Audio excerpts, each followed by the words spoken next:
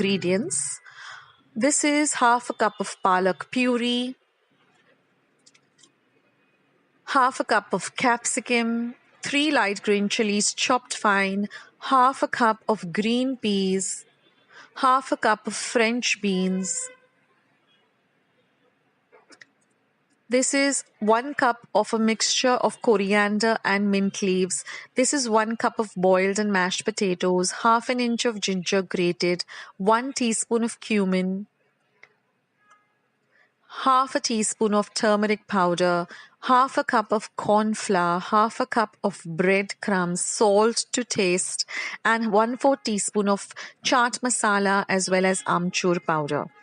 Now here I've taken about 1 tablespoon of oil, heated it in a pan. I've added my cumin seeds and my green chilies, and I'm going to fry this very well. Next goes in my grated ginger. We're going to fry the ginger in the oil well too. Next goes in my chopped up capsicum. After that, I'm going to fry that well too. Then goes in my French beans. We're going to fry that well too. And then goes in my green peas, and we're going to fry that well. Well, the reason this is called a hara bara kebab is because it has so many green, lovely vegetables. And all of these vegetables are so easily available now, and you can really put them to use and make this beautiful hara bara kebabs. Now, this is the mixture of my pudina or mint leaves along with the coriander or the cilantro, which I've chopped very finely. And we're going to give all of this a nice fry in the oil. Now it's time to add a little bit of spices. So we're going to add the turmeric powder. We're going to mix everything well together.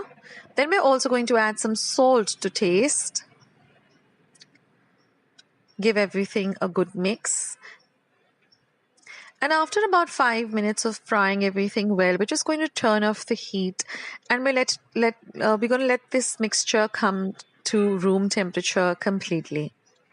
Now, once it has completely cooled down, we're going to transfer this to our mixer or blender, and we're going to grind it to a very coarse paste. We don't want a very fine paste, but a very coarse paste. Something that looks like this. Now we're going to transfer this coarsely ground paste to a large bowl where we're going to mix all our ingredients to form the kebabs. Next goes in our spinach or palak paste. You'll find the instructions of how to prepare this palak paste in the description box below as well as the comments box below. It's pretty simple. Now I'm going to add my mashed potatoes. Next, we're going to be adding our corn flour. Next goes in the breadcrumbs. Next goes in our mixture of amchur powder or chaat masala. Amchur powder is basically dry mango powder, and it's easily available in the market. It gives a lovely taste to this kebabs. Now we're going to give all of this a very good mix. Now, if you find your mixture is still a little bit runny and sticky, just increase the amount of corn flour or the breadcrumbs. Or if you have some more boiled potatoes at hand, you can do that. Now, just wet your palms with some water. That way it becomes very easy to form the kebabs. Form them into these small little balls, flat balls, and then just dip them into some breadcrumbs, and we keep them all aside. Now you can also keep these and store them in an airtight container for a day or two and just fry them whenever you need to. So now I have some oil heating in a pan. I have some kitchen napkin for draining once the kebabs are fried. And now all we have to do is just fry them on a low to medium flame till they turn a lovely golden brown color. Now these, besides being excellent starters, they go very well as a side dish with some rice and dal or some dal khichadi.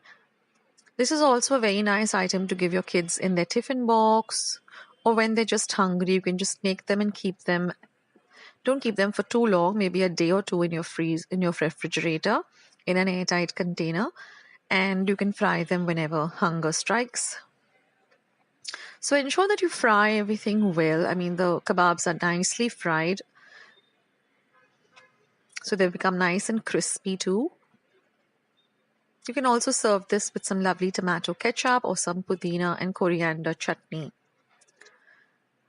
and they look so beautiful once they're fried, and they look so delicious to eat too. So I hope you enjoyed today's recipes. Thank you so much for watching.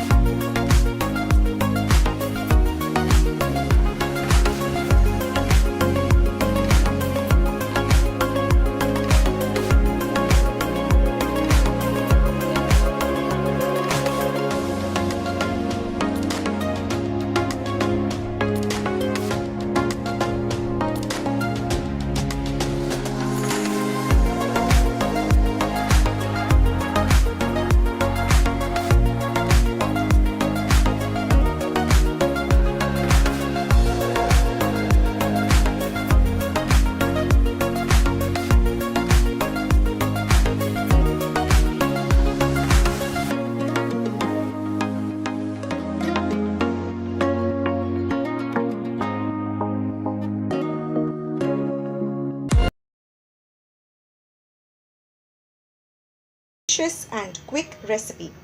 Today I'll be showing you how to make some dahi kebabs.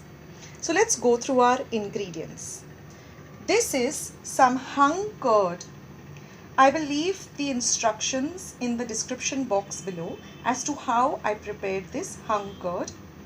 Then we require some breadcrumbs, 1.5 tablespoon of rice flour. You can also use corn flour.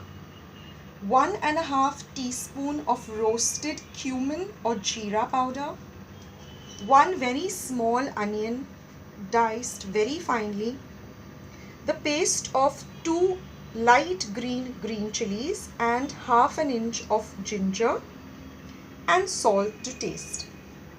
Now you'll also require some water in a plate because we are going to make kebabs or cutlets out of this hung curd. So first let us prepare our mixture. Now to prepare our mixture, we will take this hung curd. To this we will add our very finely diced onion,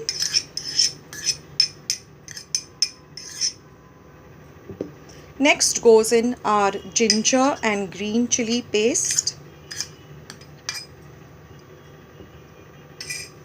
our cumin powder, some salt to taste,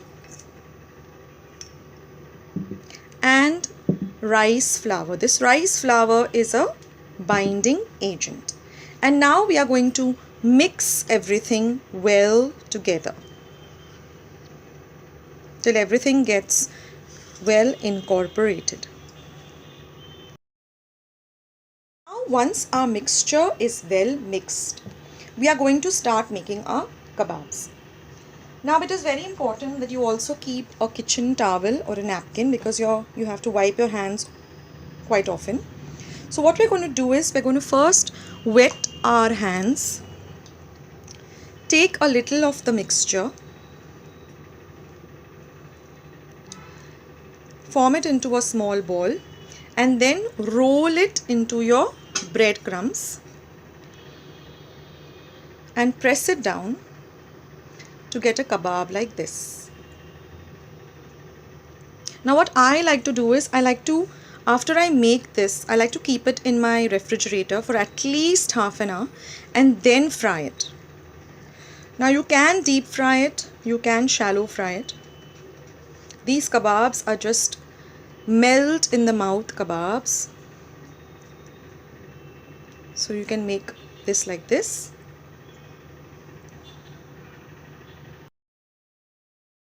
Here are my dahi kebabs ready.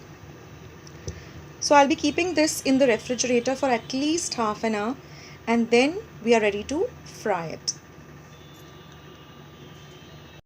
Friends, now it's been about half an hour and our dahi kebabs are all ready.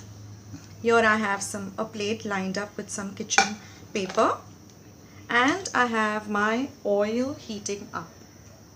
So we are now ready to fry our dahi kebabs.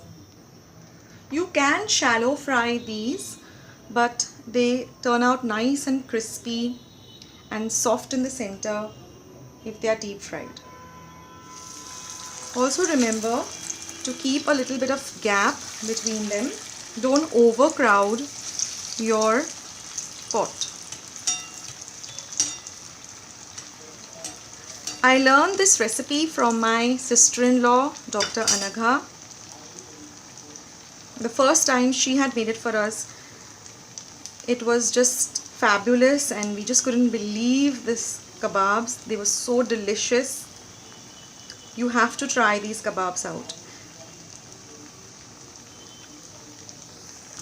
Now once they start browning on the lower side, we will turn them so they fry evenly. This is a very good starter or just a snack item. You don't have to fry them for very long, just till they turn a little golden brown, and then we will take them out very gently.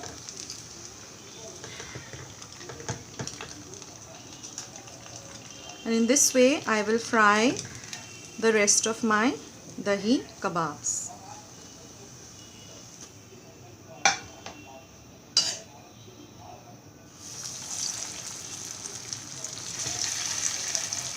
Again, your stove top has to be from medium to slow. Don't fry it on a high fire, otherwise it will get burnt and it will not taste nice at all. Friends, dahi kebabs. Please do try out this recipe and please do let me know how it turned out in the comments box below. Please subscribe to my channel for many more recipes. And once you have subscribed, Please press the bell icon so every time I upload a new video, you'll be the first one to know. This is Akshata. Until another video, take care. Bye.